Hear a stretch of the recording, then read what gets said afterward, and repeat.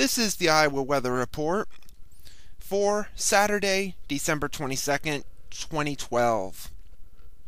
Now, the first look at the 0Z GFS Model Run. At noon today, a vortex over New England into eastern Canada. That's the storm system that brought the blizzard over the last couple of days. Moving off to the east, bit of a ridge over us, but it's not going to get warm. Highs in the 20s to lower 30s. The lower 30s will be mainly where there's little, if any, snow in the far southern counties. Same thing goes for Sunday as well. Temperatures may be a skosh cooler. Highs in the upper teens in the north and northwest to 20s to maybe around 30 in the southeastern counties under sunny skies. And a few more clouds Monday as a storm system will be grazing the state with a few flurries at best, maybe clouds. Highs still remaining in the 20s, maybe a few teens. It's not really going to warm up even here onto Tuesday as another storm moves along the Gulf. Snow breaks out across the plains, but it's not moving in our direction. This storm will be moving south and then northeastward, so it's going to be missing us. Maybe a few clouds in the far southern counties, but temperatures even go down even more. Maybe highs in the teens here the day after Christmas.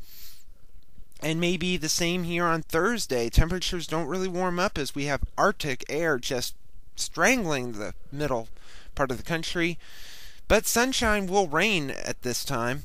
Another storm moves in here onto Friday that could bring some better chances of snow, maybe some light snow, but the moisture doesn't look it looks very limited, so maybe an inch or two if this is right. And a week from today, you can see the energy moving across the middle part of the country, another system hanging back off the southern California coast.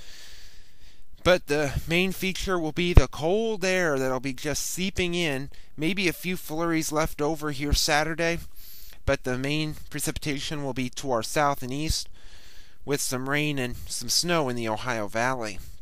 A couple days later, on January the 2nd, big trough over the eastern about half of the country. Lots of energy across the Great Lakes. Strong northwesterly flow from Canada. Fortunately, that means more cold air, and this could even be colder. This could bring temperatures down maybe into the single digits and teens for highs. Lows most likely well below zero. Big storm up the east coast.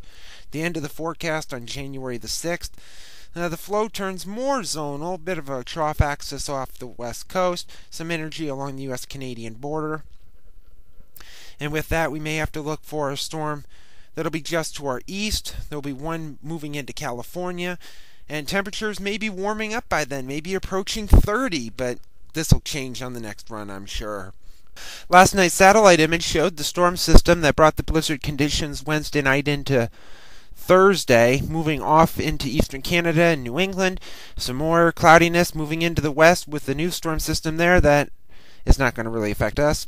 Watch morning map from last evening showed some winter weather advisories and winter storm warnings in New England, down in the Appalachians into West Virginia. Some new winter storm warnings and advisories across the west and the Sierra Nevadas, but nothing in the Middle West.